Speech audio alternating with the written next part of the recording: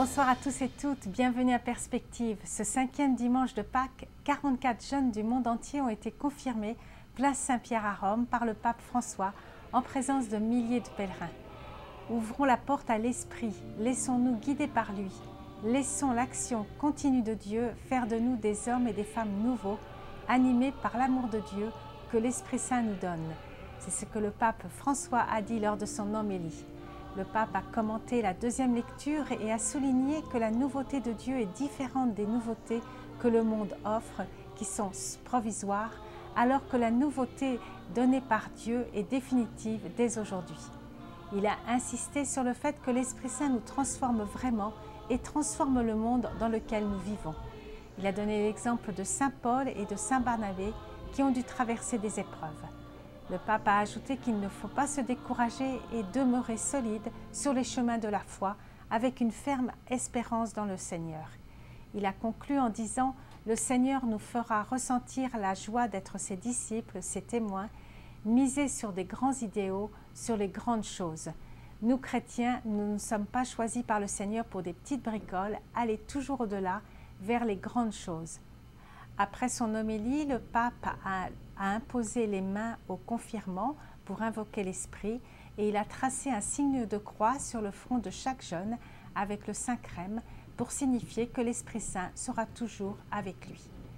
Deux d'entre eux l'ont remercié et lui ont dit leur joie d'avoir été confirmés par lui avec d'autres jeunes à Rome. Cette confirmation fait partie des événements organisés durant cette année de la foi qui a débuté le 11 octobre par l'ouverture du synode sur la nouvelle évangélisation. Cette année est l'occasion de redécouvrir les textes de Vatican II, d'approfondir la foi pour pouvoir en témoigner. L'année de la foi s'achèvera le 24 novembre 2013 en la solennité du Christ roi.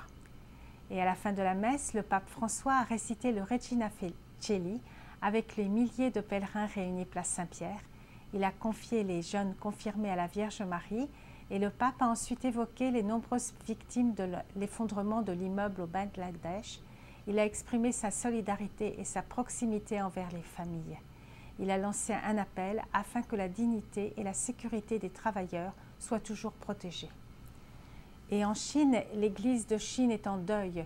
Monseigneur Aloysius Jin Luchen est décédé samedi dernier à l'âge de 97 ans. Il a été l'évêque de Shanghai reconnu par Rome. Entré chez les jésuites, il a fait des études en Europe et à son retour en Chine, il a été emprisonné avant d'être ordonné par le régime communiste. Puis, il a été finalement reconnu par Rome en 2004. Homme complexe, il est connu pour avoir été un fervent partisan de la réconciliation des catholiques chinois. Et enfin au pays, les sœurs adoratrices du précieux sang de London fêtent leur centenaire. Cette congrégation a été fondée au Québec à Saint-Hyacinthe le 14 septembre 1861 par Aurélie Cahouette, tertiaire dominicaine. Leur charisme est de refléter autant que possible la divine charité avec laquelle Jésus a versé son sang. Monseigneur Ronald Fabreau, évêque de London, présidera une messe à 20 h mercredi 1er mai en la cathédrale de London. Merci d'avoir été des nôtres. À la prochaine.